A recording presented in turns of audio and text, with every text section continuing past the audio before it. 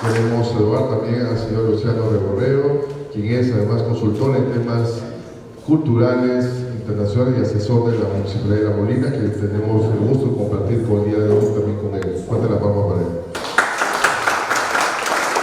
Saludamos también la presencia de la coordinadora de cultura, además historiadora, como es la señora Margarita Escudero. Margarita Segara. Y también queremos saludar al señor joven Walter Araujo, director de la asociación USNU, que está presente el día de hoy también con nosotros. Saludamos a los expositores, como es el joven Rafael Aita, presente también, la palabra para él. Juan Antonio Lara, que también está presente el día de hoy, la palabra para él. Saludamos también a la presencia de Sebastián Pastor Ramírez.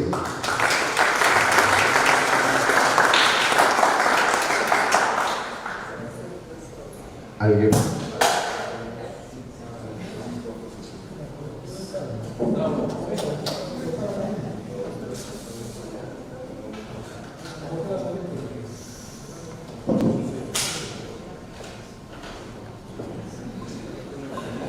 Queremos también en la olla, ¿no?, agradecer la presencia del regidor Ralph Sánchez, que se encuentra aquí con nosotros, que siempre colabora con la comunidad. Y mientras solucionan el tema del sonido, creo que tenemos el sonido suficiente como para que se nos escuche, y queremos un poco contarles que la Municipalidad de La Molina viene ya realizando desde esta gestión actividades culturales como estas, porque estamos promoviendo justamente cultura, algo muy importante que muchas personas solicitaban pero que no se daba. Tenemos esa suerte de que hoy se usa este espacio para traer cultura al distrito de La Molina. Queremos agradecer a todos y un aplauso para ustedes por darse el tiempo. En su caso de cultura, el día de hoy sobre los hijos del sol, caciques y nobles del Perú. Voy a dejarlos en la conducción con la señora Margarita Segara, quien es historiadora y coordinadora de cultura de la Municipalidad de La Molina. Muchas gracias, señor presidente. No, era mi voz, eso todavía. Muy buenas noches a todos, a esta noche de Jueves Culturales. Gracias por acompañarnos siempre a estas bonitas actividades que estamos organizando desde el municipio. Como ustedes saben, esta biblioteca llamada Plaza Bicentenario viene llevando a cabo sistemáticamente jueves culturales en los que la Gerencia de Desarrollo Humano y Educación, siguiendo el liderazgo del señor alcalde, busca invitar a personas del mundo intelectual y artístico para sano esparcimiento y la profundización de los conocimientos de los vecinos del distrito. Han venido escritores, historiadores, arqueólogos, artistas plásticos, diplomáticos, y vamos a seguir invitando a diferentes expresiones del mundo del arte y académico, y queremos que este lugar sea un espacio vivo de cultura en donde se sientan ustedes en casa. En esta noche tenemos la suerte de contar con nosotros con la asociación USNU, dirigida con mucha dinamismo por el politólogo Walter Araujo, para quien pido un fuerte aplauso.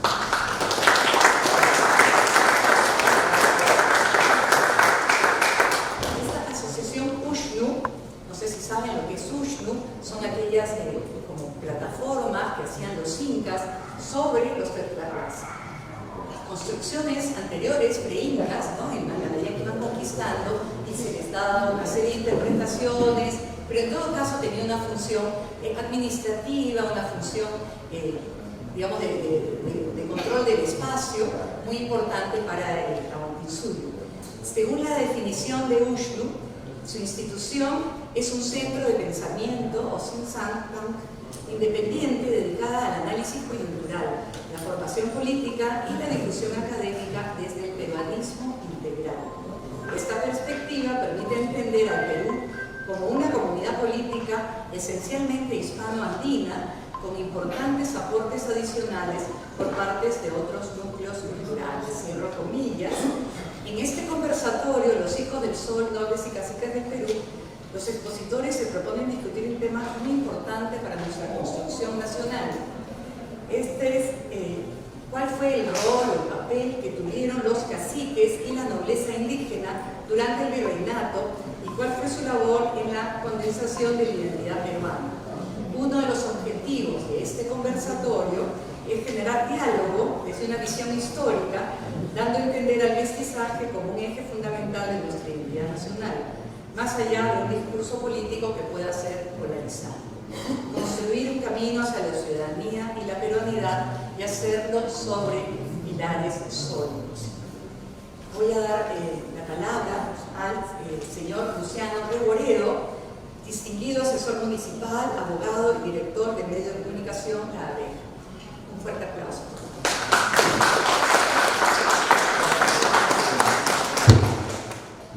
Bueno, muchas gracias. Es verdaderamente importante el tema que nos reúne esta noche.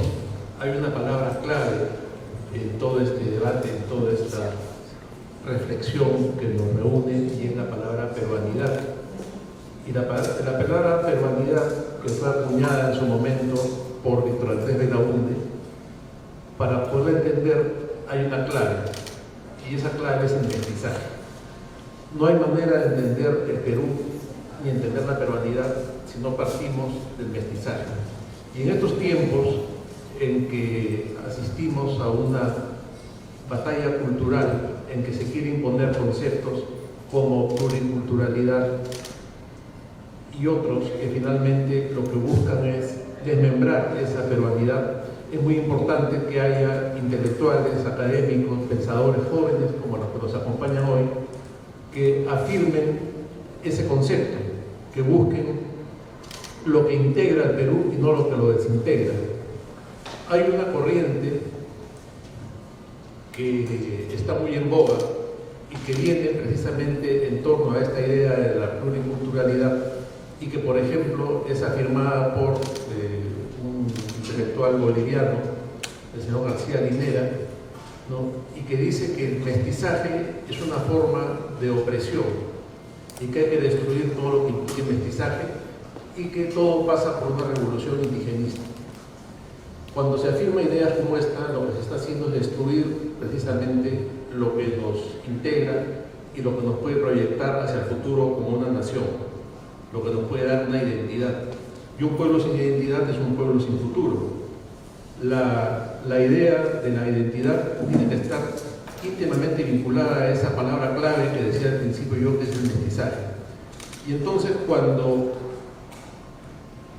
se habla, por ejemplo, hoy en día hay una palabra que está muy de moda, que también constantemente la vemos en las redes sociales cuando vemos información falsa, y se dice es un fake news, ¿no? las falsas noticias.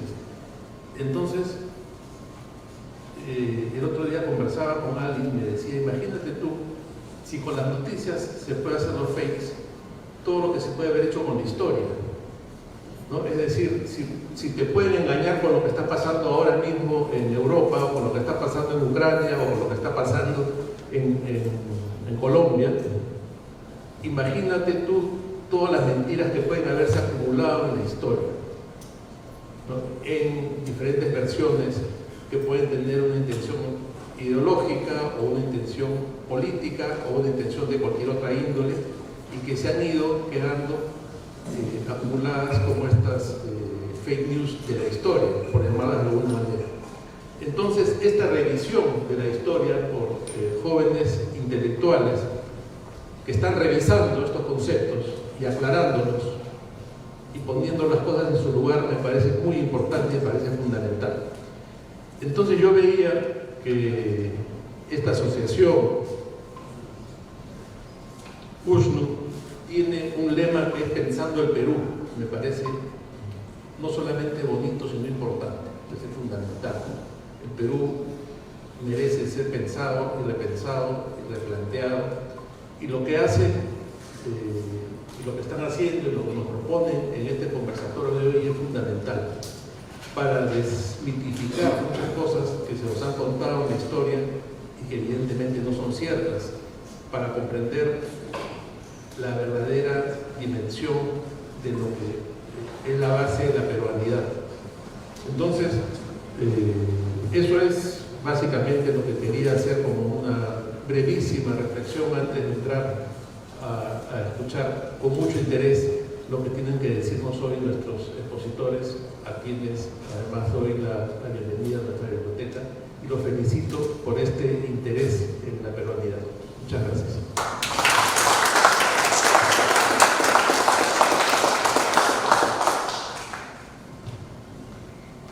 A continuación tenemos las palabras de la gerenta de Desarrollo Humano y Educación, Renata Teodori de la Puente, que es educadora por la Universidad Católica del Perú y con estudios doctorales en España, y se ha desempeñado largamente en diferentes entidades del Estado, como el Ministerio de Educación, la Municipalidad de Lima y actualmente en la Municipalidad de La Molina. La recibimos con un fuerte aplauso.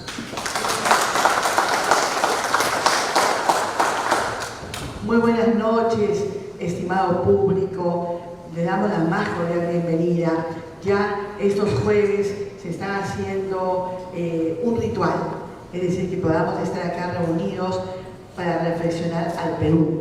Nuestro alcalde promueve el arte, la cultura, la educación, el desarrollo humano integral en nuestra comunidad. Por eso les agradecemos mucho vuestra presencia y sepan que todos los jueves nos reunimos para poder celebrar el pensamiento, la palabra, el arte. Yo me sumo a la bienvenida muy cordial a este grupo de jóvenes intelectuales USNU que desean también desde el siglo XXI pensar en el Perú. Como diría Carlos Fuentes, el mexicano, son muy importantes las alas y las raíces, nuestras raíces prehispánicas, la riqueza de nuestra cultura ancestral. En La Molina justamente estamos firmando un convenio con el Ministerio de Cultura en estos días para poder estudiar con mayor profundidad la Huaca Melgarejo, la Huaca Granados. La Molina es un centro muy importante, vital, que se vincula con Pachacamac, y tenemos una tradición y una historia. Asimismo, nuestras alas, respetamos a todas las culturas, es decir, las orientales, las que nos vienen de otras latitudes, y queremos que nuestros jóvenes se enriquezcan.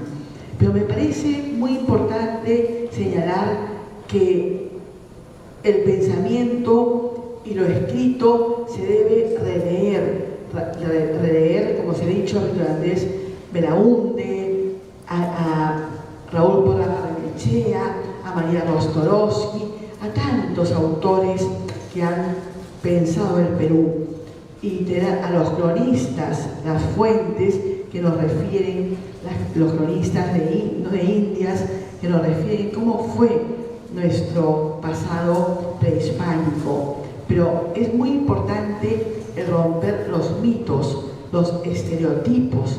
Tenemos acá también presente, y saludo a una historiadora como la doctora Cristina Maceo, que acá nos acompaña, molinense, amigos médicos como el doctor Castañeda y su señora, el señor Ollague, nuestro regidor, personas que vienen siempre, nuestro gerente también de gestión de riesgos y desastres, el señor Larrea, y muchos otros que nos acompañan. Sería muy largo mencionarlos a todos, pero pensamos que este espacio es interdisciplinar, es intergeneracional, es también responde a la Mancomunidad Este. Nuestro alcalde es el presidente de la Mancomunidad Este.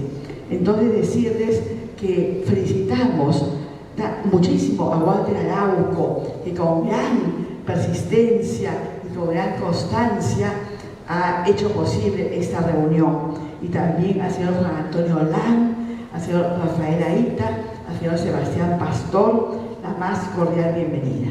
Muchísimas gracias.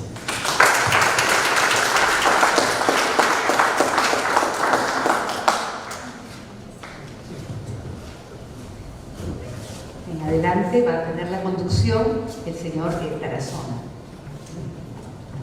Buenas noches con todos. Les doy la bienvenida al evento de la Asociación Ushnu.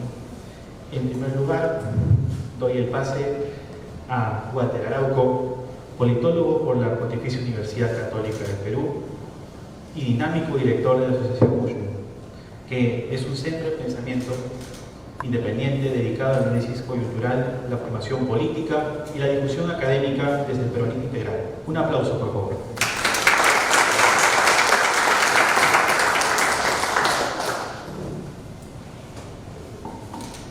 Muchas gracias. Mentiras piadosas son esas que por lo general les hacemos a las personas que consideramos indefensas o que todavía no tienen la suficiente capacidad como para poder entender y aceptar la realidad. En teoría lo hacemos para protegerlos. Por lo general esto lo hacemos principalmente a los niños. Por ejemplo, les contamos la historia de la cigüeña para no decirle de dónde y cómo salen los bebés. Pero ojo, esto no solo ocurre en los niños, también en los adultos. Y esto ocurre en el colegio. En el colegio nos simplifican la historia. ¿Para qué? Para poder darnos un sentido de ser en educación cívica, un sentido de ser de qué es la peruanidad, qué es el Perú. Pero también nos genera daño. Y parte de ese daño lo vamos a querer corregir en parte hoy día, discutiendo sobre un grupo de nobles, sobre una casta olvidada por la historia, una casta que en los libros de historia no dan ni una página, libros de historia del colegio, obviamente. Vamos a hablar hoy día de la nobleza incaica durante el virreinato. Cuando en el colegio, los medios de comunicación, pensamos peruanidad, normalmente nos lo desean vender como un producto de consumo. Que ser peruano es tomar Inca-Cola, comer ceviche, ir al Machu Picchu o alentar a la selección peruana. Es una visión superficial y es una visión simplista, que tiene un carácter mercantilista y no realmente un carácter que busca unir a la población. Pero ahora se preguntarán entonces, ¿qué es el Perú entonces? Es complicado. El Perú es heterogéneo.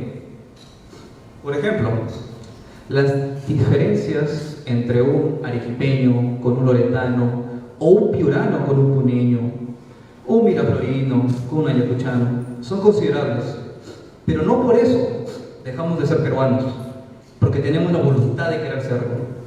Ser peruano es voluntad y convicción espiritual para ser parte de algo más grande y juntarnos. ¿Y cuál es nuestro medio? El mestizaje. Y justamente es la historia de los nobles incas que vivieron en el virreinato las que nos pueden contar muy bien esta historia, porque si bien somos un mestizaje de muchas culturas, principalmente lo somos de dos pilares: el andino y el hispano. Y sobre estos pilares habitan las otras etnias que enriquecen y embellecen nuestra identidad, sea asiática, africana, italiana o alemana. Y entonces, ahora, ¿en qué momento nace el Perú? En el colegio nos decían, después de la independencia, después de la batalla de Ayacucho. Pero habíamos quedado en que el Perú es eminentemente mestizo bajo dos pilares: el andino y el hispano. Entonces, el Perú nace justamente en eso, en ese encuentro, en esa conquista, donde hubo desgracias, pero también de ahí nacieron hombres virtuosos, hombres que inauguraron el espíritu mestizo. El primero de todos ellos fue el Inca Garcilaso de la Vega, un brillante académico, un brillante literato, historiador, admirado por genios de la época como Erasmo de Rotterdam y posteriormente Voltaire. Un hombre que vivía y pensaba desde el humanismo de aquel momento y del Renacimiento, pero al mismo tiempo mantenía sus raíces. Un hombre que muchos pensarán, como es mestizo, como su mamá era una ñusta y su papá era un conquistador, era un hombre conflictuado, con contradicciones, ¿no? Había armonía en su escritura. había belleza en sus prosas. ¿Y por qué? Porque había logrado conjurar un equilibrio entre lo andino y lo hispano. Él ya no estaba dividido, era uno solo. Por eso le llaman al Inca Garcilaso de la Vega el primer mestizo espiritual de América. Y ahí nace nuestra idiosincrasia. Siguieron habiendo muchos matrimonios entre españoles nobles y la nobleza indígena, los incas, como el matrimonio de los Borjas con una casta de Huayna Cápac y otros más que vamos a contar. Y siguieron habiendo hombres célebres. Otro buen hombre fue Dionisio Inca Yupanqui. En los libros de historia no lo ponen. Dionisio Inca Yupanqui se fue a estudiar a España en el seminario de nobles con la mejor educación, donde estudiaban príncipes y la nobleza europea de más alto rango. Él fue representante del Perú en las Cortes de Cádiz, en el Parlamento que hacía una nueva constitución. Y siempre abogó por la igualdad entre los indígenas y los hispanos. Pedía que se elimine la ley de la mitad y que se haya finalmente igualdad entre todos. Y fueron tiempos complicados, porque si bien las élites indígenas habían llegado a tener muchos privilegios y un gran respeto en el régimen virreinal, lo irían a empezar a perder, porque la historia es conflicto también, no es solo color de rosas. La historia es conflicto y fruto de ese conflicto es donde nacen las civilizaciones. Y justamente estaba pasando la revolución de Túpac Amaru. Y posterior a esta revolución iría a cambiar cómo se trataba la casta indígena. Túpac Amaru II y sus nobles, ellos de por sí, no habían sido ratificados como descendientes de los incas. Y ellos fueron los que lideraron la rebelión. Es un proceso bastante turbulento y complejo. Pero lo que sí estamos seguros, y sí está en los libros, es que los que lucharon contra esta rebelión habían sido principalmente la nobleza indígena, liderados por Mateo Pumacahua. Mateo Pumacahua, luego de la victoria, él llegó a ser presidente de la audiencia de Cusco. Es el cargo más alto que uno puede llegar después de virrey. Pero solo duró un año, porque desde esa época ya existían los prejuicios, ya existían los pensamientos supremacistas de ambos lados. Túpac Katari, que también apoyó a Túpac Amaru, él tenía pensamientos supremacistas de destruir todo lo hispano. Fue derrotado. Luego el rebelde Túpac Amaru II se intentó hacer algo similar, sacando los caciques del poder y eliminando todo rastro de cultura andina, idiomática, cultural, la ropa y demás. Pero el golpe de gracia fue finalmente la República con Bolívar. En la República con Bolívar se terminaron completamente de destruir a toda esta casta de nobles indígenas. Y la causa de que la sierra durante muchos años se haya mantenido en un retroceso, es porque perdieron su clase dirigencial. Y hoy, justamente más que nunca, tenemos que recordar las proezas de esta casta, de Dionisio Inca Yupanqui, del Inca Garcilaso de la Vega, de Pauyo Inca, de Manco Inca y de muchos más. Solo así podremos tener a los políticos y a los referentes que el Perú merece. Políticos que se preocupen por la cultura, que se preocupen realmente por nuestro desarrollo. Como agradecemos al alcalde Diego Uceda, que lamentablemente no ha podido venir, pero gracias a él tenemos todo eso. Del mismo modo, a la señora Renata Teodori, la señora Margarita Segarra y al señor Luciano Recoleto. Un fuerte aplauso a ellos.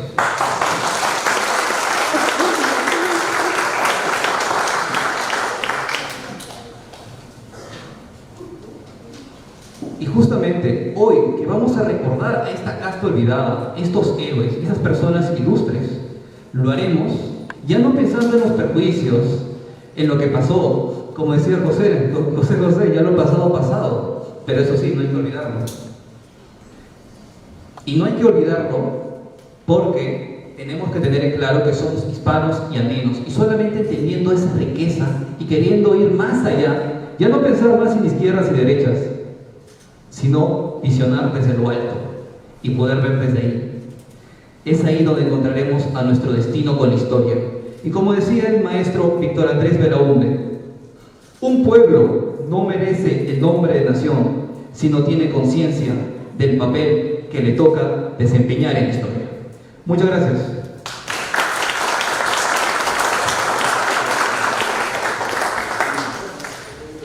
Posterior a la intervención de nuestro director Walter Arauco, continuamos con Rafael Aita, conocido como Capitán Perú. Es un divulgador de historia peruana, ingeniero industrial por la Universidad de Lima, magíster en Administración Estratégica de Empresas por Centrum Católica y MBA por la Maastricht School of Management. Es docente de la Escuela de Negocios y la Escuela de Ingeniería de la Universidad de Lima. Su libro, Los Incas Hispanos, abunda en pruebas documentales e iconográficas acerca de la valoración y prestigio en que se tuvo a los descendientes de los incas durante el virreinato. Un aplauso, por favor.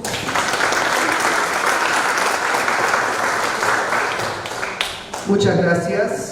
Vamos precisamente a abrir este conversatorio con respecto a los hijos del sol, repasando el tan complejo proceso de la conquista, ¿no? Mientras van colocando las diapositivas que me corresponden. Vamos a remontarnos a una conquista que lamentablemente ha sido muy mal enseñada. En donde esta enseñanza ha sido criticada desde todas las vertientes. El año pasado, el autor Rafael Dumet, autor del libro El espía del Inca, un bestseller, da una entrevista a la BBC diciendo que ya no se debe ni enseñar ni aprender la historia, el proceso de conquista, como un enfrentamiento entre incas buenos y españoles malos. Que tanto daño nos ha hecho ese enfoque, que tanto nos ha dividido, tanto nos ha polarizado, al punto que la gran mayoría de los males del Perú, la gran mayoría de los males del Perú se adjudican a aquel choque entre una cultura occidental impositiva que vino a subyugar a sangre y fuego y una cultura autóctona que fue sometida y que sigue siendo sometida hasta el día de hoy. Sin embargo, cuando nosotros revisamos los hechos históricos, encontramos que esta dualidad, esta dialéctica de tesis-antítesis, se derrumba ante la evidencia. Pues para empezar, porque a la llegada de Francisco Pizarro a tierras peruanas, existía una guerra fratricida, una guerra que desangraba el imperio entre Huáscar y Atahualpa. Y por lo tanto el bando inca no está unificado. No podemos hablar de un bando inca, porque existieron incas que se enfrentaron a los españoles y existieron incas que los apoyaron. Y es así donde pasamos principalmente a otra guerra entre hermanos, en la siguiente diapositiva. Menos conocida que la anterior, menos conocida como que la de Huáscar y Atahualpa, pero que marcaría el rumbo de lo que serían los futuros años y los primeros años del Perú.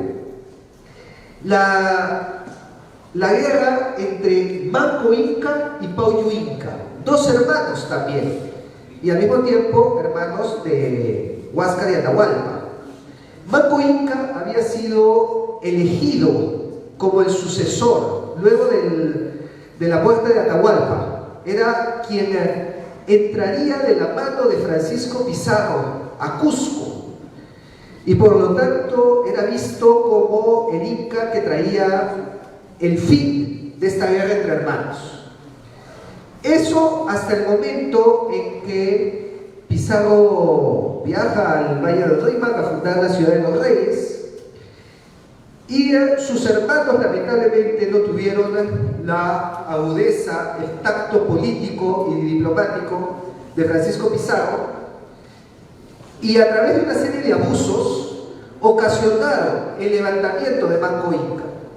Manco Inca inicia tal vez la rebelión más grande en toda América contra los españoles. Pero no todos se unieron a este movimiento de Manco Inca. Su hermano Pauyo, a quien vemos acá, quien presuntamente fue retratado en un cuadro de la iglesia de San Cristóbal, que él mismo fundó en Cusco, apoya a los españoles. Es un gran aliado, tanto de Almagro como de los Pizarro. Y vamos a contar un poco de la historia de este Pauyo Inca que se nos ha ocultado, y cuando se ha hablado pues ha sido visto como un traidor, ha sido visto como colaboracionista, extrapolando conceptos modernos, ¿no? Incluso he visto que lo han llamado traidor a la patria, cuando no se puede hablar pues, de un concepto de patria del siglo XVI, ¿no? Pero ahí nos damos cuenta de los errores modernistas que cometemos a la hora de analizar la historia. Pauyo Inca era un inca como tal, y fue el primer inca que pide voluntariamente el bautizo, tal como lo vemos en la siguiente diapositiva, en donde el libro del historiador Donato Amado nos narra cómo Pauyo Inca pide ser bautizado, convertido a cristiano, y junto con él se bautiza su mujer y muchos de sus aliados y siervos, porque como era en épocas antiguas, cuando se convertía el señor, se convertía toda su casa, ¿no? Incluyendo pues sus esposas, sus hijos, sus siervos y una gran multitud de la corte que lo rodeaba. Y es precisamente Pauyo Inca quien da un impulso a la evangelización en el Cusco, algo que tampoco se nos cuenta. Él es el que funda la primera parroquia de Cusco, en la ermita de San Cristóbal, que el día de hoy pues es la iglesia de San Cristóbal, que está camino a Sacsayhuamán, subiendo la cuesta, y donde presuntamente está enterrado Pauyo Inca. La primera parroquia de Cusco no la funda un español ni un cura, la funda un inca, y es mantenida por sus hijos, los cuales los vemos en la siguiente diapositiva, que además de ser fieles católicos, fundan también parroquias, como Carlos Inca, que funda la parroquia de la Virgen de Guadalupe. Y Carlos Inca, que era llamado príncipe por los españoles, era un inca como tal, que hablaba quechua, seguía la mascapaicha, pero también hablaba español, hablaba latín, le gustaba la música clásica y montaba a caballo.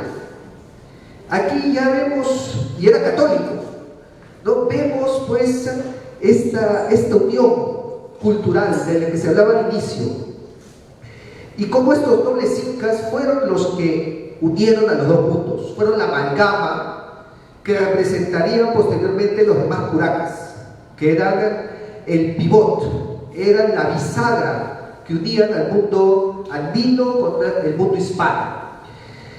Tal como sus descendientes, Melchor Carlos Inca, Juan Melchor Carlos Inca, que viaja a España, se convierte en caballero de la Orden de Santiago, la orden más alta, el grado más alto que podía llegarse militarmente. Entonces, aquí hablamos de 300 años de historia andina noble que se nos ha ocultado. Porque la gran mayoría de peruanos piensan que los incas murieron con Atahualpa. Su estirpe fue aniquilada y los que sobrevivieron fueron esclavizados. Y tenemos a grandes nobles, reconocidos incluso en España, incas, que se nos han arrebatado su historia. Y claro, aquí muchos me dirán, bueno, pero claro, esa era la rama de Pauyo Inca, el cual mantuvo la cultura andina a través de la diplomacia, pero y su hermano, y de Manco Inca, él se sublevó. y él estableció un estado inca en Vilcabamba, un estado de resistencia. Bueno, vamos a ver también la historia de sus descendientes en la siguiente diapositiva, porque precisamente, si bien Manco Inca mantuvo una relación de amor-odio, diría yo, ¿no?, con los españoles, porque así como enfrentó a los Pizarro, pero al mismo tiempo colaboró con los almagristas, y él le presta armas y personas y hombres al Almagro el Mozo para que combatan los Pizarro en la guerra civil española, en la guerra civil entre conquistadores. Entonces, ¿cómo podemos hablar acá de dos bandos, no? Tenemos a Manco Inca colaborando con Almagro el Mozo. ¿Quién está peleando contra los Pizarro? No podemos hablar de dos bandos, ¿no? Tenemos que hablar de una serie, pues, de facciones, alianzas y rivalidades entre muchos grupos que siguieron sus propios intereses. El día de hoy, pues, Manco Inca fue nombrado por el Congreso como una figura de la lucha anticolonialista, ¿no? Cuando se hubiera enterado que Manco Inca, pues, ayudó a Almagro el Mozo, tal vez lo hubieran pensado dos veces.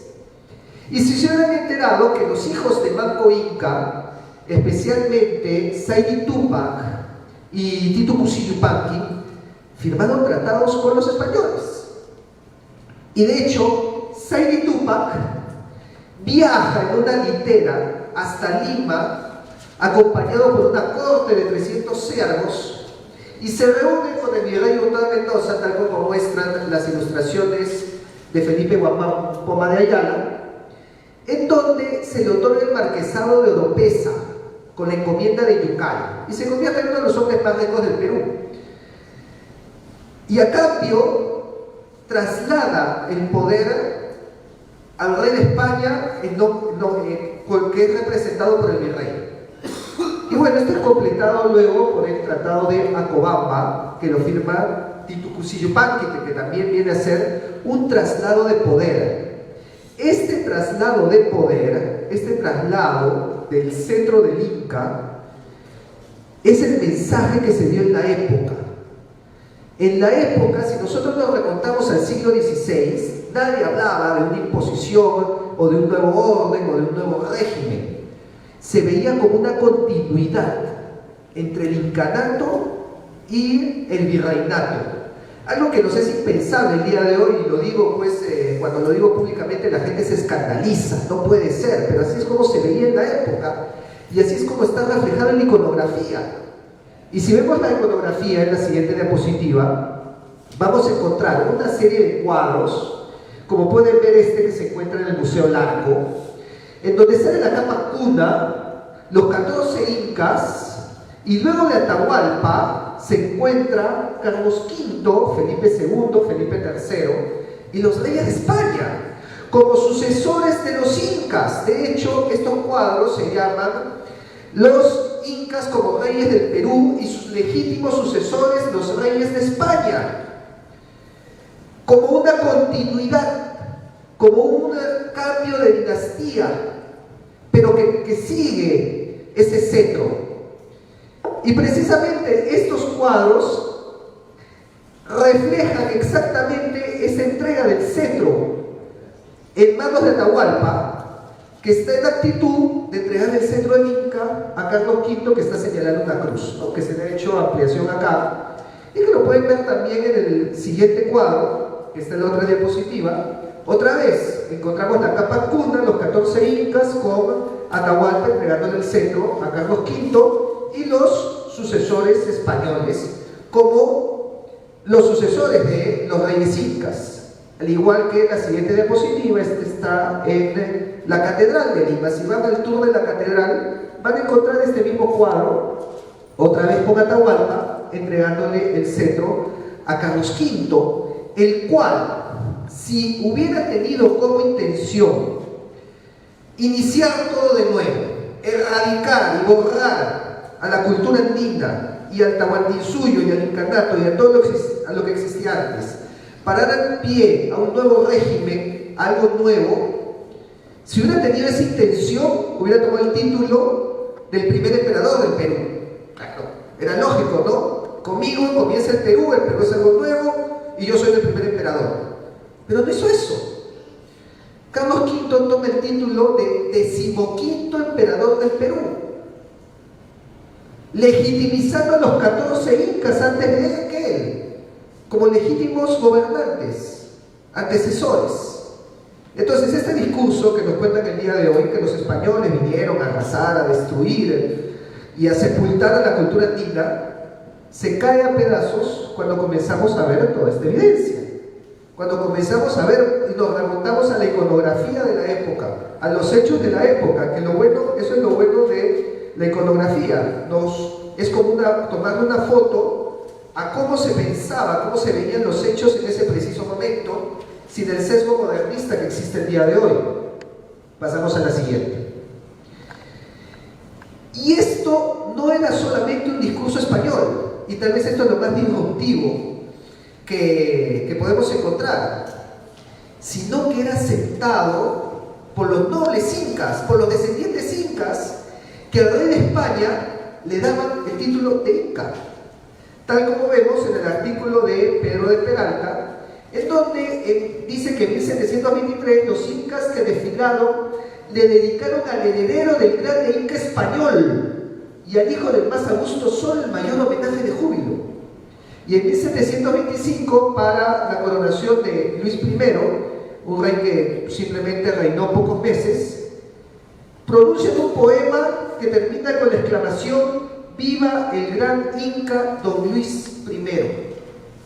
Y eso lo encontramos también en otro cuadro que está en la siguiente diapositiva, precioso cuadro que se encuentra en el beaterio de Nuestra Señora de Copacabana, en el RIMAC, con un texto muy interesante que, si lo ampliamos haciéndole clic, vamos a encontrar que es un pedido que se hace a Carlos II, pero que se dirigen a él como nuestro poderosísimo Inca, don Carlos II, augustísimo emperador de la América, dándole el título de Inca al rey de España, a Carlos II, porque eso, así es como se entendía en la época. En la época se entendía que la corona, que el cetro del Inca había pasado al rey de España y que el virreinato era una continuidad del incanato, y eso se sustentaba en la alianza entre la corona de Castilla y los descendientes incas, que fueron los principales aliados de la corona española en el Perú, y por lo tanto eran los que sostenían la columna vertebral política de los Andes. Y es por eso que los Andes funcionaban también, porque tenían una columna vertebral, tenían a los nobles incas, que eran este engranaje con el mundo hispano que había mencionado anteriormente. Y esto no era solamente de un lado, también así lo reconoció el rey de España, y lo vemos en la siguiente diapositiva, que nos dice, ¿no?, Ramón Mujica Pinilla: la conquista española no representó para el Inca virreinal su quiebre con su pasado histórico. O sea, no, eso se ve el día de hoy. El día de hoy se dice no. Pues vinieron los españoles y se quebró el linaje, se quebró la dinastía Inca, y ahí terminó. Pero para el Inca virreinal no, sino todo lo contrario. Las células reales de Carlos V permitieron el auge de la genealogía Inca, que emplea el sistema jurídico hispano para reconstruir sus linajes anteriores, sus linajes prehispánicos. Y de esa forma, a través de esos linajes, ellos se legitimaban como nobles y lo expresaban en la iconografía dibujándose como nobles, pero con indumentaria inca, como es el caso de Alonso Chihuantopa Inca, Marcos Chihuantopa Inca, que vestían el uncu, la camisa sin mangas inca, vestían como incas, llevaban la mascapaicha sobre la sien que vemos acá, pero al mismo tiempo llevaban el escudo de armas que les había entregado la corona española, o llevaban una cruz en la mano. Eran la unión de los dos mundos. Este es la síntesis de lo que fue el Perú virreinal. Así es como se veía en la época. Qué lejos se ve de las interpretaciones modernas, actuales. en donde hablan, pobrecitos los incas, fueron esclavizados, sometidos, oprimidos. Oye, yo veo esto, yo no veo a un inca oprimido y esclavizado, sino todo lo contrario. Pasamos a la siguiente.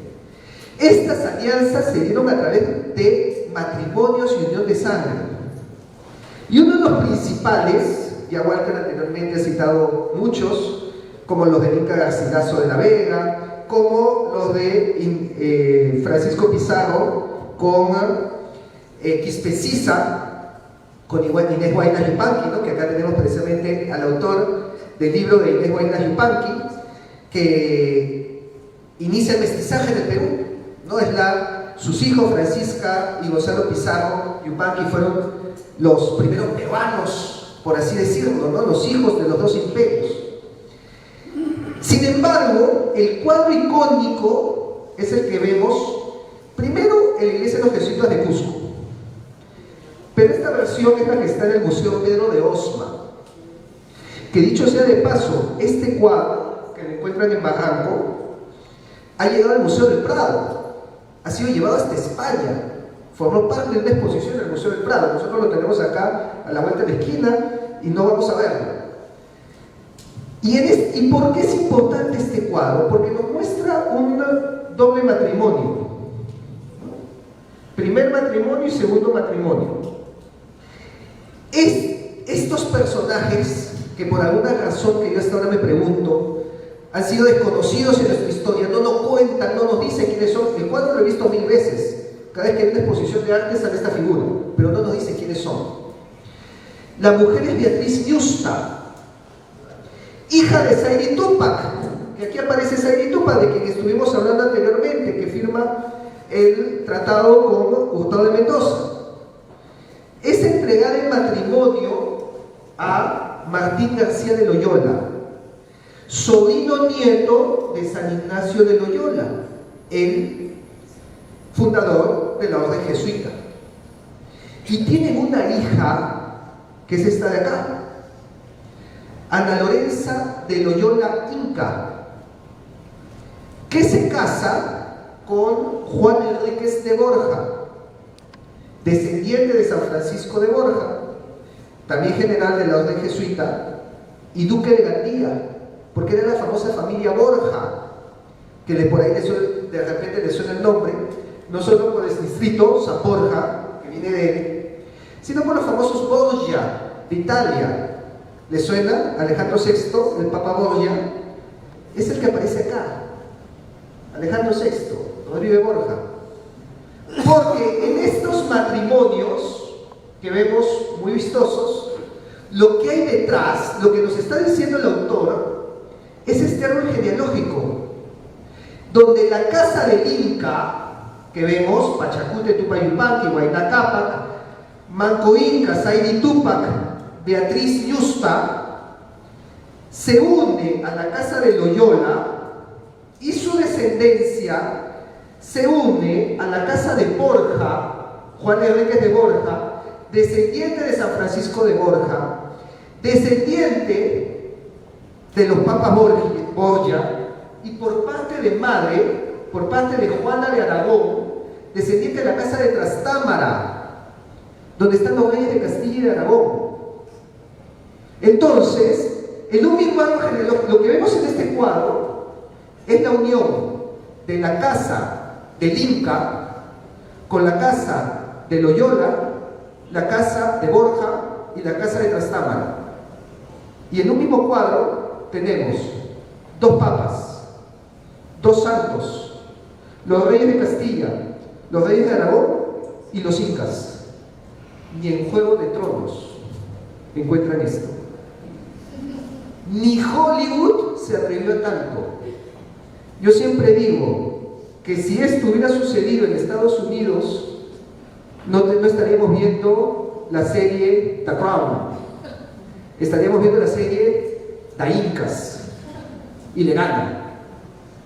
Y acá ni se nos cuenta, no sabemos qué pasó, pero miren cómo la casa del Inca se une con las casas nobles más importantes de España y de Europa. Y eso lo vemos en la siguiente diapositiva, en donde encontramos que el rey a los descendientes incas les llama hermanos y altezas. Les da una condecoración propia, en son de oro a perpetuidad, el derecho a permanecer cubiertos en su presencia y a presidir tribunales, consejos, cabildos y rey en todos sus reinos y a mantener una pequeña corte. Estos señores que les entregaban los escudos de armas a nombre de la corona de Castilla, aquí nosotros vemos pues escudo, armas del Inca Roca, sexto rey del Perú, concedido por el señor emperador Carlos V. Estos escudos de armas les permitía impartir justicia, presidir tribunales, cabildos. Y es por eso que en la época del virreinato los encontramos, como vemos en la siguiente diapositiva, los encontramos así, los encontramos como nobles. Este es el alférez real del Inca. El alférez real era el que llevaba en su mano el estandarte del rey, que vemos acá. ¿Qué es el estandarte del rey? Significa que puede hablar en nombre del rey. Y él es el que presidía las procesiones de Santiago, las procesiones de Corpus Christi, que se dan en Cusco. Y eso lo encontramos en los cuadros del Palacio Arzobispal de Cusco, que los vemos a continuación. Y acá vemos procesiones de San Cristóbal, de Corpus Christi, presididas por un inca vestido como noble y llevando el estandarte del rey. Y eso era decirle a todos, el inca es el que habla a nombre del rey de España. Y así es como se entendía en la época. También, siguiente diapositiva. Acá lo vemos presidiendo una procesión de Santiago, que es el patrono de España. Entonces tienes la procesión de Santiago, que es presidida por el alférez real del Inca portando la mascapacha. ¿Qué más unión podemos ver de lo que vemos en este cuadro?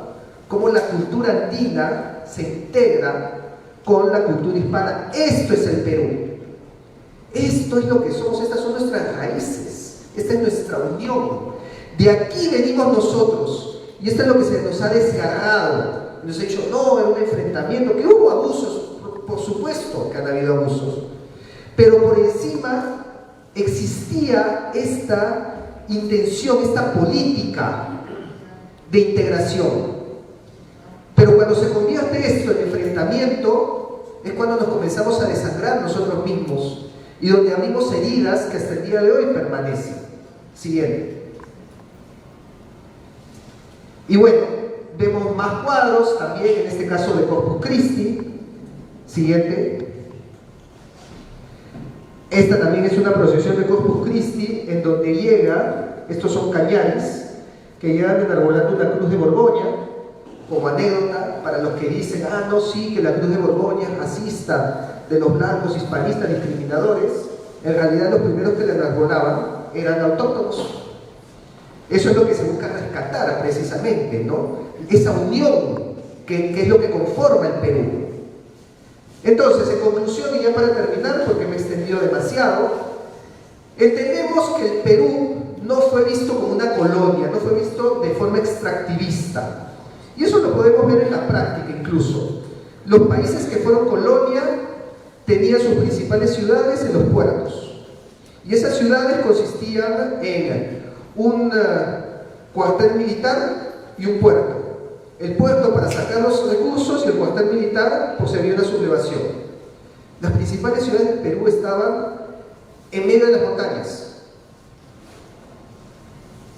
Y tenían universidades, tenían colegios, tenían hospitales. Los primeros hospitales de Sudamérica, Hospital de San Andrés, de Santa Ana, en el Perú. La primera universidad de América, San Marcos, en Lima, en el Cusco, 2 universidades en el Cusco. Universidad San Ignacio de Loyola y Universidad San Antonio Abad. Aparte del Colegio San Francisco de Borja, también colegios. ¿Cómo van a decir pues, que eso es extractivismo, que eso es solamente buscar, cuando se buscaba la educación, cuando se buscaba el crear un imperio? Y es por eso que el Perú ocupaba una igualdad de condiciones con los otros del Imperio Hispano, Aragón, Granada, Nápoles, y su nobleza estaba a nivel de esa nobleza de Europa. Y es por eso que cuando viajan a España, tienen el trato de nobles como los nobles de España. Y esto se dio principalmente a través de alianzas políticas, matrimoniales, que permitió a la élite inca mantener su poder. Y este se ejerció a través de curacas y descendientes incas que tuvieron una posición de nobleza y privilegio que se nos ha ocultado. Y obviamente eso nos genera una herida, porque si tú dices, no fueron nobles a quien fue noble, sino fueron esclavos oprimidos, lo desgarras, le rompes su identidad. Y esa es la herida que tiene el Perú el día de hoy. Y es por eso que justamente para cerrar nuestras heridas y unirnos más, debemos rescatar esa grandeza histórica que hemos heredado y se nos ha despojado. Y una de las acciones es tener estos conversatorios en donde mostramos la verdad de la grandeza de los nobles, de los curacas y de quienes fueron en su época los hijos del sol, reconocidos como tal, no solo en los Andes, no solo en el Perú, sino en España, en Europa y a nivel del mundo. Los hijos del sol brillaron con una luz que abarcó todos los continentes, y eso es lo que tenemos que rescatar. Entonces, con ese mensaje, pues doy paso a mis compañeros que profundizarán en el tema. Muchas gracias.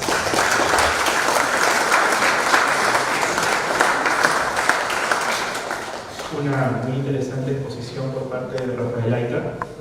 Ahora, antes de continuar con nuestro siguiente expositor, tenemos un pequeño anuncio.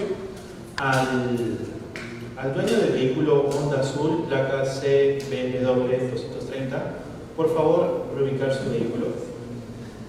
Ahora sí, proseguimos con Juan Antonio Lara, licenciado en Historia por la Pontificia Universidad Católica del Perú, con maestría en Historia por la Facultad Latinoamericana de Ciencias Sociales de Ecuador, becario de la maestría en Historia en la Facultad Latinoamericana de Ciencias Sociales y estudiante de la maestría en Historia de la Universidad Nacional de Quilmes. Obtuvo el premio PADE, el premio a la mejor tesis de licenciatura por la Asociación Peruana de Historia de la Ciencia, la Tecnología y la Salud, así como el 28 financiamiento de tesis de maestría en Flaxo, Ecuador, ganador del Concurso Nacional de Historia, director de El Reportero de la Historia desde el 2020, plataforma digital de divulgación histórica. Actualmente docente de los cursos Historia Mundial del siglo XX e Historia del Perú en el siglo XX en la Pontificia Universidad Católica del Perú. Fuertes palmas, por favor. Muchas gracias ante todo por la invitación a Walter, a la Municipalidad de Molina, a Margarita, que era como había leído sus textos. Saludos también a Renata Teodori y al señor Reguardo. Bueno, también saludo a mi profesora, la profesora Maceo, que está por ahí. Muy contento que está por acá. Bueno, entonces yo voy a hablar un poco sobre los, así que es curacas, como se llama, más o menos en el intermedio, porque Sebastián va a hablar un poco del final de la institución curacal. Entonces voy a hablar de unos rasgos generales y de ahí voy a decir algo vinculado de las caciques en la región central. O sea, yo soy de Huancayo, he sido criado en Huancayo, y tengo vínculos con mi región y estoy haciendo un proyecto ahora de investigación sobre la economía mercantil o de la región económica del centro del siglo XX, pero también he tratado de ver algunos antecedentes, en este caso la riqueza de ciertos curacas, o sea, a partir de la bibliografía secundaria también he hecho un trabajo de archivo ahí, pero estoy haciendo un proyecto de investigación sobre la economía de la región central. Entonces, antes de hablar de la región central en sí, voy a hablar un poco de los curacas de manera general, ¿no? Ustedes, como saben, o sea, ya Rafael ha dado una buena explicación de todo el impacto que tuvo entre los reinos, la corona, etc. Pero voy a hablar de un tema más práctico, o sea, en realidad a partir de la bibliografía hay trabajos de Carlos Capela, de María Rostorowski, Franklin Pease, Claudia Rosa recientemente ha sacado su doctorado, bueno, ya tiene unos 8 años de doctorado sobre los curacas. Entonces hay una bibliografía abundante, ¿no? Demasiada bibliografía, diría yo. Y bueno, o sea, los curacas, los caciques eran nobleza indígena, no eran indios del común, tenían un privilegio honorífico, tenían el honor de usar caballo, vestir a usanza española, poseer armas y tener emblemas propios, ¿no? Además, ellos eran intermediarios entre lo que necesitaba la población aborigen y la corona o los funcionarios reales, ¿no? Además tenían derecho al voto en cabildos indígenas, además podían enviar, digamos, documentación o pedidos al rey. Eso se estudiaba mucho a la hora que los caciques que viajan, ¿no? Los curacas que viajan ante la corona. Eso lo estudiado José Carlos de la Fuente Luna recientemente en su último libro.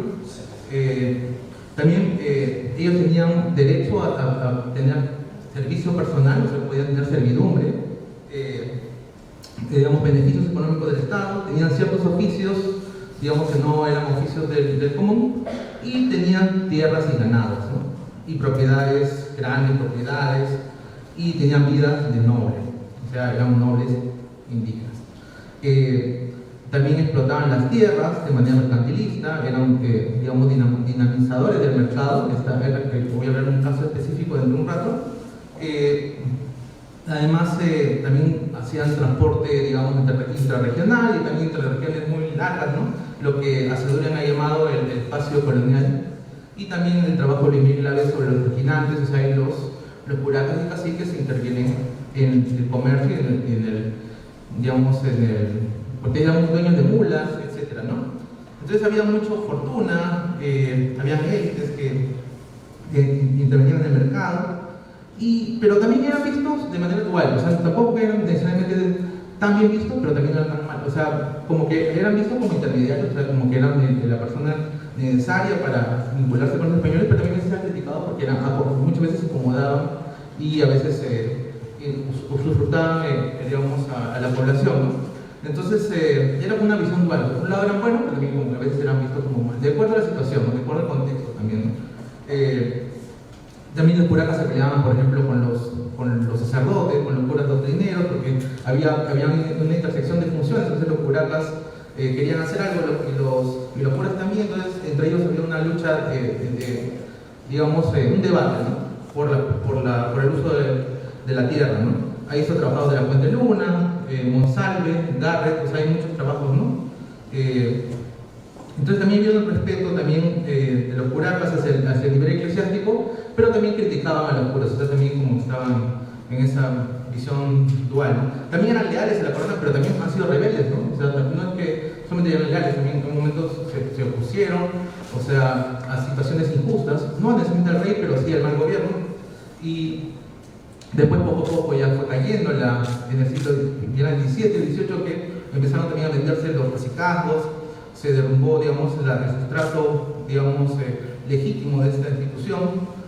También otro problema, que algo fue muy abordado por la historiografía, es el reparto de mercancías, en que los españoles trataban de introducir, digamos, objetos o mercancías para dinamizar el mercado, y ellos a veces se aprovechaban de la población, pero también a veces salían a favor de la población, lo defendían de los abusos de distintos personajes que querían, de los partidores que querían aprovecharse de la población, ¿no?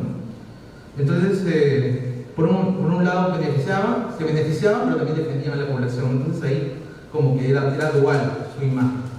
Ese es un punto general. De otro lado, eran intermediarios, y ya lo dije, ya mediadores, porque tenían un tema idiomático y religioso también, porque ellos también muchas veces caían, eran denunciados por hechiceros, por llevar a cabo la idolatría. También eran jueces, muchas veces eran jueces, y también ordenaban la mita, el tributo, y preservaban tradiciones culturales, ¿no? También eran agentes de cambio, en el sentido que también han hecho muchos cambios por la sociedad colonial, y también se adaptaban, pero también resistían, no solamente era una cuestión de adaptación y sujeción a crítica, también resistían, también criticaban al gobierno. Y bueno, entonces era un suerte liminal, un grupo que se encontraba entre ambos, entre la población común y la población de élite. Ahora bien, yo voy a mostrar un poco el caso, no sé si ustedes han escuchado la leyenda de Catalina Huanca. Es una leyenda, una tradición de Ricardo Palma, en donde se habla de una curaca, una cacica, que era muy rica, ¿no? Y que venía de Junín o de la zona central de Lima, y venía con un séquito de más de 500 personas, con mucha riqueza, etc. Y lo que decía Ricardo Palma es que ella guardaba los secretos de las riquezas, digamos, indígenas, ¿no? Y de la riqueza también que le había dado Pizarro, le había dado un regalo a Catalina Huanca por haber sido descendiente de aquellos que se unieron con los españoles. Entonces, hubo todo un mito alrededor de este personaje, inclusive en la época de ciertos presidentes como Benavides, Sánchez Cerro, se trató de buscar las riquezas, fueron a excavar, fueron como buscar las tumbas, como buscar espacios donde había riquezas, ¿no? Entonces, en realidad, lo que nos muestra el caso de Catalina Huanca es un mito, ¿sí? Pero demuestra la riqueza de la región central.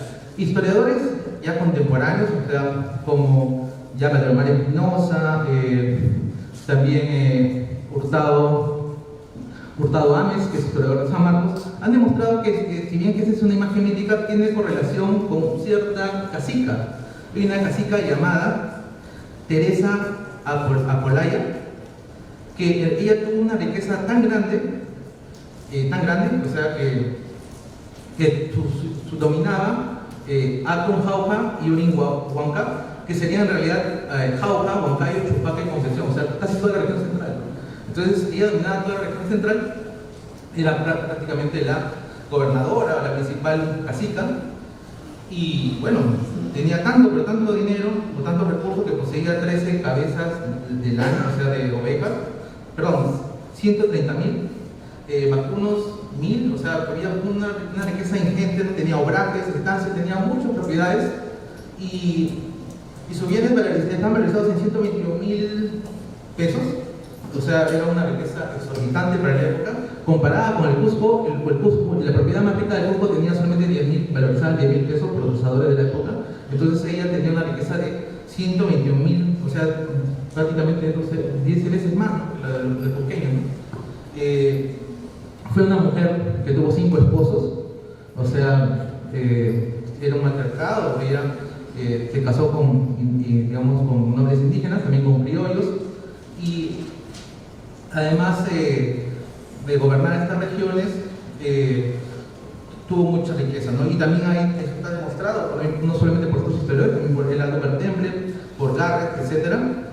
Y podríamos decir que su riqueza era 181.000 cabezas de ganado, ¿no? En términos de dinero. Su hermana Petrona en realidad fue más rica, pero no tuvo tanta admiración sobre ella, pero en su tasación tenía 20.000 pesos más que ella, ¿no? Esta información lo saco del historiador Hurtado Ames, y la tasación de sus bienes era de 145.983, o sea, pesos, ¿no? Tanta fue su riqueza de Teresa que ella donó al hospital de Santa Ana en su testamento, ¿no? Donó al hospital de Caridad, también al hospital de San Lázaro. La riqueza era ingente, ¿no? A diferencia de los hombres que en los testamentos donaban menos cosas a la iglesia, ¿no? Entonces había una religiosidad mucho mayor. Eso es lo que dicen los historiadores. Una mujer de fuerza y riqueza, y se da cuenta que actualmente se habla que el empoderamiento de la mujer, cosas así, etc. Pero te das cuenta que en la historia hay personajes que han estado en por ejemplo, esta curaca cacica, que tenía mucha riqueza y que dominaba la región. Solamente para una anécdota, para cerrar el asunto, es que cuando Andrés Merino Cáceres fue a las zonas, digamos, de la región central, a distintos pueblos, a distintos digamos, distritos, comarcas, él decía que era descendiente de Catalina Huanca, ¿no? Y esa fue una de las razones por las que su legitimidad fue muy alta, ¿no? Porque fue aceptado, porque supuestamente era descendiente de una nobleza regional y que podía estar a la altura de las circunstancias, ¿no? Esa es una información, o sea, no se sabe si es cierto porque no hay un árbol genealógico que vea eso, ¿no? Pero sí sirvió para, digamos, tener las mentes y los corazones de los soldados, de los guerrilleros de la región central, ¿no? Eso nos muestra mucho sobre la identidad huanca. Es algo que es muy recurrente hablar de Catarina Huanca y las riquezas, y eso nos muestra la riqueza de la región, ¿no? Entonces, no digo que todos sean ricos ahí, pero la riqueza en general, digamos, productiva, la riqueza ganadera, la riqueza agropecuaria. No hay que olvidar que la mayoría de los huancaínos quieren estudiar, o de la región central quieren estudiar en la universidad agraria para poder exportar productos, para dinamizar la economía de la región, y también estudiar lo que muchos estudian es de ingeniería mina, ¿no? Son dos profesiones muy respetadas en la zona y que va por ahí el asunto, ¿no? Entonces yo solamente quería mostrar este ejemplo en donde el caso de los curacas y este caso mítico de Catarina Huanca, que tiene su equivalente en la realidad histórica o en lo que estudian los historiadores, demuestra la riqueza de la región y que cómo podemos seguir viendo esta región en la actualidad, ¿no? Y cómo estas historias dan una identidad fuerte a la zona, ¿no? Muchas gracias.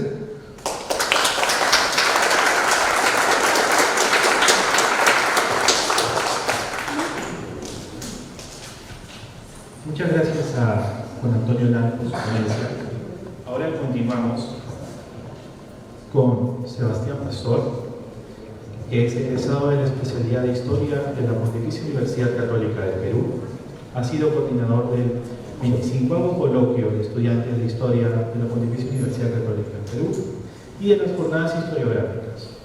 Ganó el programa de apoyo a la iniciación en la investigación PAIM en el 2015 y el programa de apoyo al desarrollo de tesis de licenciatura PADO en el 2018, ofrecidos por la PUC.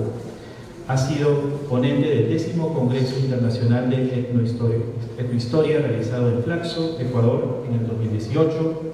Ha sido docente de la CEPREPUC y jefe de prácticas del Departamento de Humanidades en los cursos de Historia Mundial del siglo XX, Historia del Perú del siglo XX e investigación académica. Fuertes palmas, por favor.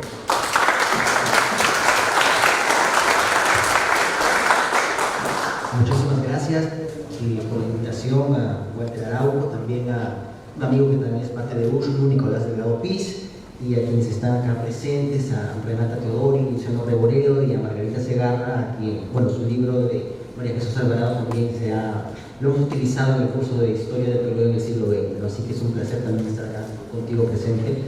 Y a todos los que están acá en esta conferencia, en esta conversación que vamos a tener.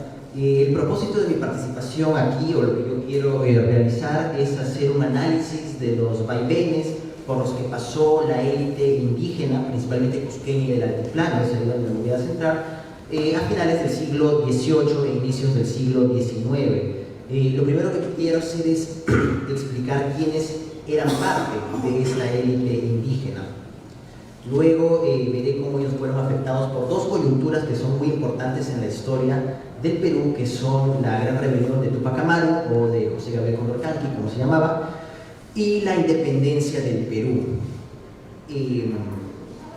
Se podría decir, ¿no?, que la rebelión de Tupac Amaru fue un duro golpe que recibió la élite indígena del virreinato, un duro golpe del cual no pudo recuperarse, y que ya la independencia del Perú viene a ser una especie de estocada final para la élite indígena, ¿no?, para los nobles indígenas del Cusco.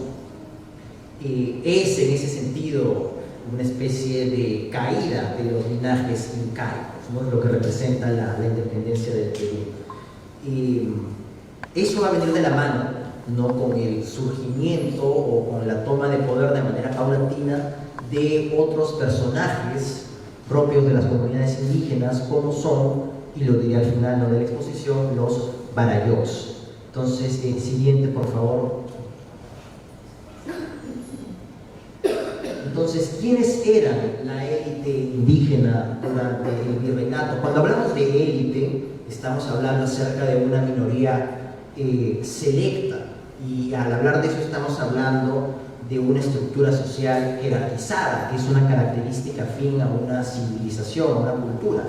Y y era la realidad, ¿no?, de los incas en su momento, antes de la presencia de los españoles, y que se mantuvo ya con la presencia de estos, ¿no? Los españoles eran conscientes de esa realidad, de ese entramado de relaciones sociales que eran parte del incanato, y de estas particularidades, de esta jerarquización que había ahí, y realmente pues nunca van a negar la existencia de una especie de nobleza innata en el incanato. De hecho, ¿no?, se va a respetar los privilegios de ese cuerpo o grupo social, ¿no? Y bueno, ya nos adelantamos. Bueno, sí, he puesto esta imagen también, que también la puso Rafael en su presentación, ¿no? Al igual que yo, también es una imagen que a mí particularmente me gusta bastante, es de mis pinturas favoritas, ¿no?, el matrimonio de la Yusta, ¿no? Ya Rafael explicó ya el lujo de detalles, quiénes están ahí presentes, cuál es la relación, quiénes son los antepasados de cada uno, ¿no? Pero creo que yo puedo mencionar o agregar a eso, complementar, que el hecho de que ponga esta imagen ahí es porque es un fiel reflejo justamente de ese reconocimiento de la jerarquía y de la autoridad de esa nobleza indígena que está a la par, que está de igual a igual a otros representantes hispanos, y esa es la razón por la cual pongo al inicio de esta exposición esta pintura ahí, ¿no?, que es la que se encuentra ahí en Pedro de Osma. Así que me adhiero, ¿no?, a la recomendación que les ha hecho Rafael, y también los motivo a todos ustedes a que vayan al Museo Pedro de Osma a ver esta y otras pinturas que también se encuentran. Entonces, ¿quiénes eran la élite indígena durante el virreinato? Yo quiero centrar mi atención en algunas de las instituciones que eran afines a la nobleza indígena, ¿no? Y entre ellas estoy destacando a los aylus reales o panacas, que eran pues, los incas de sangre, por así decirlo, y los 24 electores del Cusco, el alférez real inca, el alcalde mayor de las 8 parroquias del Cusco y el alguacil mayor. No voy a detenerme mucho de estos dos que he mencionado últimos, y de ahí los curacas o caciques. A ver, siguiente, por favor.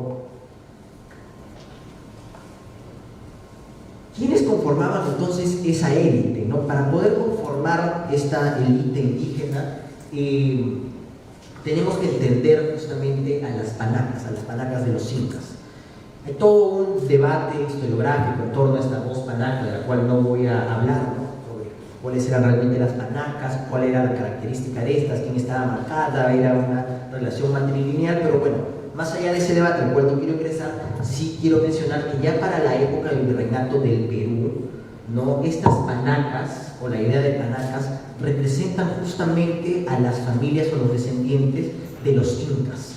Eran una especie de casas reales o de aylus reales, ¿no? Entonces cada inca, cada fundador tenía una panaca, ¿no?, que velaba por la imagen o por la memoria de este inca. Y a partir de estas panacas, que durante el incanato pues estaban rodeando la ciudad del Cusco, y cuando ya llegan los españoles son desplazados a la periferia de la ciudad del Cusco y se van a formar cierto tipo de parroquias como San Blas, San Sebastián y otras, ¿no? De estas panacas, de estas familias, es donde se va a conformar la nobleza indígena durante el virreinato, ¿no? Estas panacas, ¿no?, de estas familias, por utilizar una palabra, ¿no?, que pueda ser afín que puedan entender, va a salir los electores de esta institución que se conoce como los 24 electores del Cusco. Siguiente, por favor. Bueno, aquí he puesto un árbol genealógico de don Felipe Tupac Amaro. Bueno, para solamente resaltar y destacar aquí esa importancia de pertenecer o de justificar o de probar, ¿no?, de probar esa pertenencia y esa relación a uno de los incas, ¿no? De hecho, ¿no?, muchas de los curacas o de la nobleza indígena empezaban a hacer genealogías para justamente tener una probanza de que eran descendientes de algunos de los incas de las panacas, ¿no? Siguiente, por favor. Entonces, como les decía, ¿no?, de estas panacas salen dos representantes que van a conformar parte de esta institución de los 24 electores del Cusco, que era una institución social que de una u otra manera va a articular, no es una institución que articula la vida social de la nobleza indígena en el Cusco. Era una institución bastante importante. Como les digo, eran dos representantes de cada panaca que se juntaban, que digamos discutían, no hay lamentablemente actas que se hayan conservado de estas discusiones, ¿no? Pero digamos sí hay, por una serie de documentaciones, si hay acercamientos, ¿no? de cómo funcionaba esta institución, ¿no? Y estos electores, estos 24 electores, elegían al alférez real Inca, ¿no? Que es el que vemos ahí a la derecha, que Rafael me parece que también mostró esta imagen también ahí en su presentación, que era un cargo de suma importancia para este grupo social. El alférez real Inca, elegido entre estos 24 electores de Cusco, ¿no? Era un cargo de alto prestigio y de autoridad porque tenía justamente ese privilegio de portar la borla real Inca, que era conocida como la Mascaypacha, que es lo que ustedes pueden ver ahí, que tiene en la cabeza este alférez real, ¿no? Que representaba justamente ese pasado incaico, ¿no? Y el poder de lo que en su momento fue el incanato. Y este personaje, el alférez real, encabezaba justamente la comitiva conformada por los electores en las procesiones religiosas del Cusco, como la del Corpus Christi y la de Santiago, ¿no? Y siguiente, por favor. Bueno, aquí hay un memorial del siglo XVIII que he puesto, ¿no? Donde da cuenta justamente de ese prestigio y de esa autoridad, ¿no?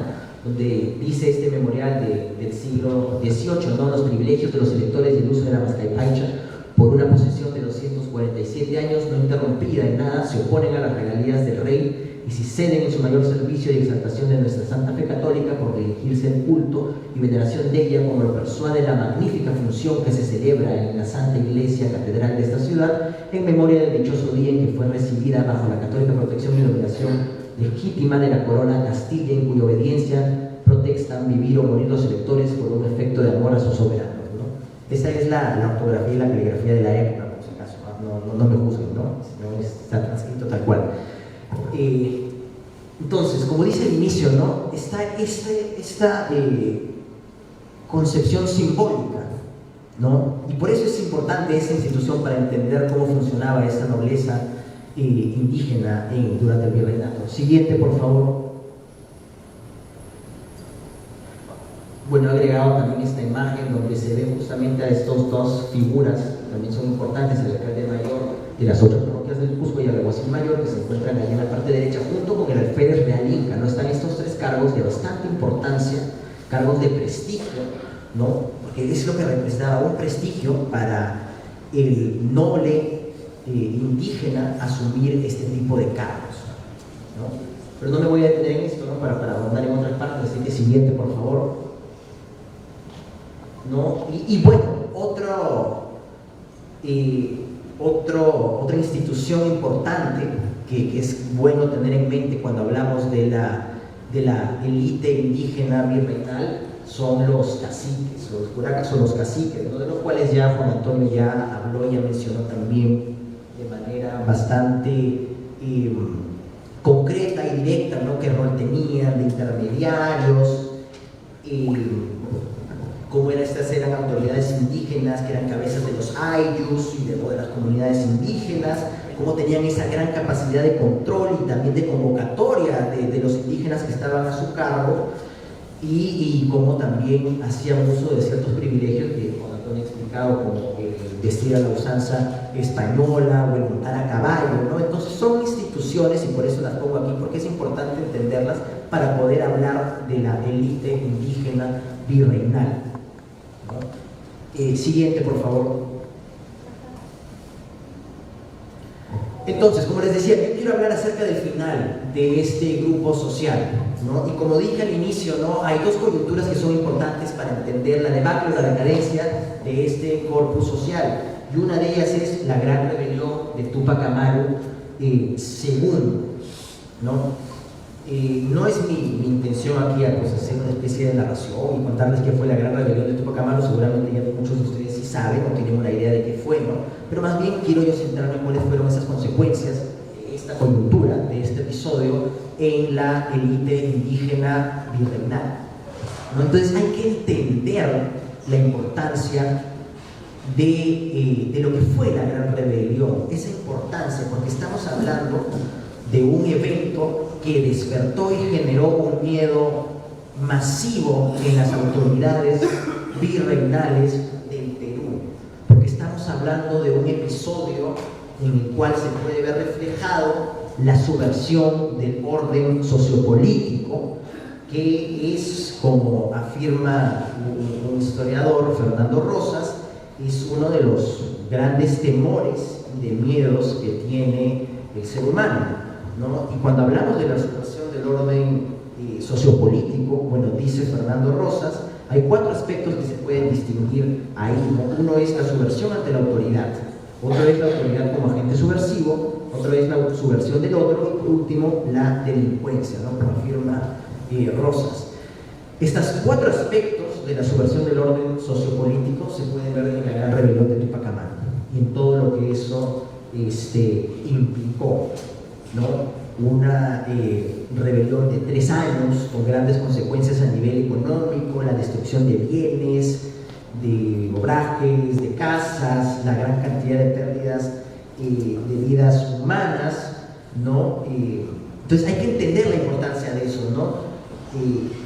¿Por qué? Porque David Garrett, como historiador, también afirma que la Gran Rebelión hizo que los funcionarios hispánicos repensaran el orden virreinal, se replantearan, ¿no?, toda la estructura previa a esta situación, la situación de los indígenas, tanto del común como también de la élite, ¿no? Entonces hay un replanteamiento del orden virreinal que es consecuencia justamente de la rebelión, de la Gran Rebelión de Tupac Amaru, ¿no? Y entonces, como les dije, yo no voy a hablar de sí de la rebelión, pero sí quiero notar esta importancia para hablar justamente el siguiente, por favor, ¿no?, de las consecuencias que este episodio trajo, ¿no? Y uno de ellos fue la supresión de los cacicazgos rebeldes, como afirma también Ofela, ¿no?, la redefinición de las atribuciones del cacique, la prohibición de usos simbólicos incas y la erradicación de la memoria del pasado inca, ¿no? Si bien es cierto, no todos los caciques apoyaron la Gran Rebelión de Tupac Amaru, realmente, según afirma Ofela, ¿no?, la participación, el apoyo tanto a las tropas realistas y a las tropas rebeldes de Tupac Amaru fue más o menos, según afirma Ofela, mitad, ¿no? Sí es cierto que la gran cantidad de la élite indígena del Cusco, ¿no?, de esta nobleza indígena, de estos descendientes de las panacas reales, estos miembros de esta institución de los 24 lectores del Cusco, que he mencionado hace un momento, definitivamente ellos sí no apoyaron la Gran Rebelión de Tupac Amaru, ¿no? De hecho, desde un inicio sí se plegaron a respetar y apoyar a las tropas realistas, ¿no? Mostraron ese apoyo, ¿no?, a la corona y a las tropas realistas, como hice mención. Sin embargo, la consecuencia de esta rebelión, que en un inicio no era una novedad, porque todo el siglo XVIII, como también la profesora Ofela tiene un libro también sobre todas las rebeliones que se dan en el siglo XVIII, era parte de la realidad del siglo XVIII. La acción de ajusticiar al corregidor Arriaga, ¿no?, que fue lo que hizo al inicio de Tupac Amaru, no fue, digamos, no fue algo único. En ese momento ya había varios ajusticiamientos a corregidores que se hacían justamente en nombre del rey, ¿no? El problema es que este acontecimiento, la Gran Rebelión de Tupac Amaru, fue una rebelión que se escapó de las manos, ¿no? Y tuvo pues un mayor alcance del que se esperaba que tuviese inicialmente, ¿no? Y en ese sentido, ¿no?, justamente este alcance, esta magnitud de sitiar la ciudad del Cusco, ¿no?, que es una cosa que no se había visto desde el inicio, ¿no?, desde lo que hizo pues Manco Inca, ¿no?, de sitiar la ciudad del Cusco, y tuvo justamente un impacto para repensar todo ese orden colonial. Y las consecuencias pues fueron duras, ¿no? Como he mencionado ahí, la supresión de varios cacicazgos, y hay varios cambios a raíz de quienes asumen como caciques de manera interina. Por ejemplo, ya no solamente indígenas asumen cacicazgos a partir de esta época, ya hay mestizos y hasta españoles también que asumen el cargo de cacique, ¿no? hay una redefinición de las atribuciones también del cacique, ya que este no se encarga únicamente o exclusivamente de cobrar el tributo, sino que también hay otras instituciones o otras autoridades vinculadas a eso. Restarle también estas atribuciones, justamente por el temor que podía despertar que otro líder indígena repita lo que fue la gran rebelión de Túpac Amaru. La prohibición también de usos de símbolos incas, por ejemplo, ¿no? Como ustedes han visto en la imagen que les mostré de la procesión del Corpus Christi, ¿no? Y ven ustedes ahí al alférez real ataviado en todo este indumentario, de toda esta parafernalia, que en realidad eso no se vestía a los incas, dicho sea de paso, a mencionar, creo que es importante, ¿no? Es una especie de reinvención del siglo XVIII, ¿no? De ese pasado inca, ¿no? Es más bien bastante barroca, ¿no? Esa vestimenta, así no se vestían exactamente los incas. Pero, bueno, en ese momento, digamos, así ese símbolo, o representaba, digamos, ese pasado. Entonces, esa prohibición también se da de uso de símbolos incas y también buscar de una u otra manera erradicar la memoria del pasado inca, ¿no? Mostré también una imagen de estas genealogías que se hacían, de estas probanzas, ¿no? Todo eso también comienza a quemarse como consecuencia de la gran rebelión. Hay también una gran cantidad de serie de matrimonios de nobles indígenas ya con españoles, justamente porque era una forma también de cambiar o de probar esa fidelidad a la corona, ¿no? Siguiente, por favor. Entonces, este fue un gran golpe, un gran acontecimiento, ¿no? Miren ustedes esta cita que he puesto ahí de José Rafael Zaguaragua Tito Atauchi, un apellido de élite, dicho sea de paso, es un apellido de parte de la élite indígena. Él decía, ¿no? Lo cito ahí: congruencia es era muy política y racional atribuir a este grado de simpatía natural el amor y la lealtad que los indios realmente descendientes de los reyes incas tuvieron con Dios, con el rey y con los españoles en todo este tiempo de la sublevación experimentada, pues fueron iguales víctimas ante la real presencia que partidarios del traidor. Interesante, ¿no? Fueron ellos leales, ¿no? Pero sin embargo, ¿no? También pues sufrieron y vivieron las consecuencias de esos cambios y de, como dice David Garrett, ¿no? De este replanteamiento del orden regnal, ¿no? Siguiente, por favor. Y bueno, mencioné otro acontecimiento importante que es la independencia del Perú, ¿no? Siguiente, por favor.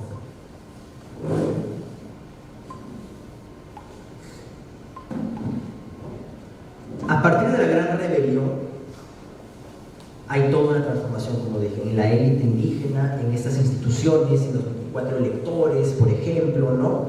Y esta estocada final a la élite se vive con la independencia del Perú, ¿no? Porque Simón Bolívar, ¿no? Da la abolición de los cacicazgos, ¿no? Que en realidad parte de la idea, ¿no? De instituir una república, ¿no? De llevar a cabo las ideas liberales que eran las que imperaban en esa época, ¿no? Y de cambiar el orden político en esas tierras, ¿no? Trae consigo la implantación de la república, ¿no? Y en una república no se supone que todos somos en teoría iguales ante la ley, y en ese sentido, ¿no? La persistencia de títulos o de cargos nobiliarios, no solamente los cacicazgos, sino también títulos nobiliarios de conde, de marqués y todo eso, ¿no? Pero digamos, ¿no? Los cacicazgos también representaban una institución hereditaria y de sangre, ¿no? Entonces eran congruentes ante esta nueva realidad de una república, ¿no? Por eso, digamos, Bolívar da la abolición de los cacicazgos en 1824. Y es con eso el final de la participación en la escena política de la nobleza indígena, ¿no? Se reúnen los electores un par de veces, como ha estudiado Dato Amado, y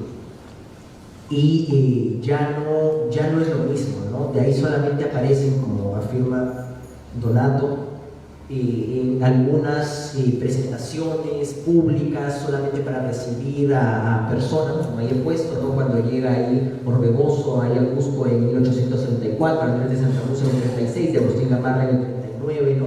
Ahí, digamos, aparece la nobleza indígena, pero es un rol minoritario, ¿no? Ya después de eso ya no hay registro, ¿no? De la presencia de los 24 electores o del alférez real inca. Siguiente, por favor.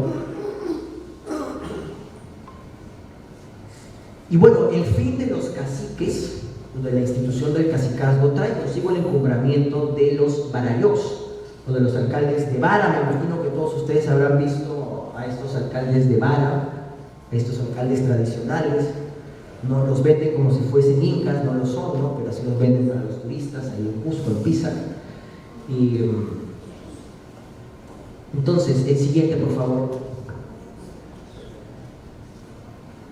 No, los alcaldes de Vara o Barayó no fueron las autoridades de las comunidades andinas, las únicas autoridades de las comunidades andinas durante el siglo XIX y bueno, parte del siglo XX. Pero ¿cómo llegan a aparecer en la escena? ¿No? Yo he hablado de la nobleza indígena, pero no he hecho mención de una institución porque no es parte de la nobleza indígena, pero es el Cabildo Indígena, que es una institución virreinal. Así como había un cabildo de españoles, también había un cabildo indígena, ¿no? Pero no eran nobles o no eran parte de la élite indígena. ¿Por qué? Porque eran, digamos, gente que no tenía pues los privilegios que un cacique tenía. Un cacique sabía, en la mayoría de los casos, leer, no sabía escribir, tenían educación, había colegios de caciques, litigaban en representación de sus comunidades, los caciques, ¿no? Pero no era esa la realidad del cabildo indígena, ¿no? Que tenían un rol, digamos, al inicio en el siglo XVI y XVII minoritario, pero a medida que la institución de los caciques, del cacicazgo, la institución cacical, ¿no? Los caciques entran en desprestigio, no solamente por estas dos coyunturas que he mencionado, que son las finales del siglo XIX, del siglo XVIII y XIX, ¿no? Que son la Gran Rebelión y la Independencia, ¿no? Pero digamos, hay una serie de elementos y de realidades que también contribuyen al desprestigio de los caciques, como la corrupción del cargo, y el abuso también de los indígenas que estaban a su cargo, ¿no? Y en la medida de que el cacique entra en desprestigio, el cabildo indígena va a tomar fuerza, ¿no? Y el cabildo indígena justamente elegía a un alcalde que se sabe que tenía una vara, como también tenían los barayós, ¿no? Los barayós es una palabra que ya se usa para el siglo XIX, ¿no? Y es una institución ya republicana, pero que tiene sus orígenes, o se podría decir que hay unos orígenes en lo que fue el cabildo indígena durante el virreinato. Entonces, como les digo, a medida que se desprestigia la institución del cacicazgo, ¿no? El cabildo indígena va a tomar fuerza.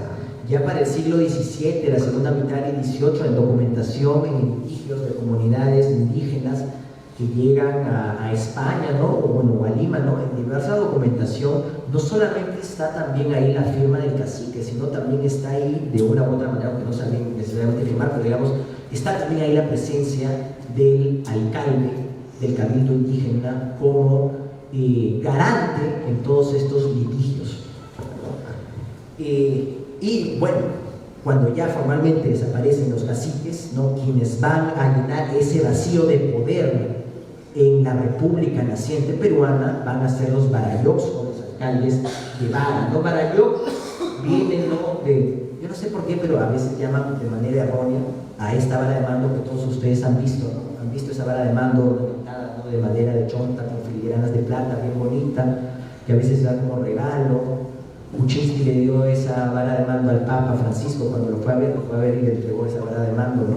Bueno, a esa vara le dicen barayó, no sé por qué, ¿no? Pero esa es una vara de mando, ¿no? Barayó es la persona, ¿no? Porque barayó viene de la palabra vara y el sufijo quechua yo que indica posesión, entonces es para la persona, ¿no? Barayó es la persona que sostiene o ostenta esa vara de mando, ¿no? Entonces quería hacer esa aclaración también, que me parece válida, ¿no? Y estas fueron pues esta institución, el Barayó, ¿no? La institución del Barayó, la que sirvió de intermediario de las comunidades andinas y el Estado peruano durante todo el siglo XIX y comienzos del XX, donde ya va a entrar en decadencia, pero bueno, eso ya no es materia de la presentación del día de hoy. Y bueno, yo creo que he conseguido en ese sentido hasta ahí, así que muchísimas gracias por su atención.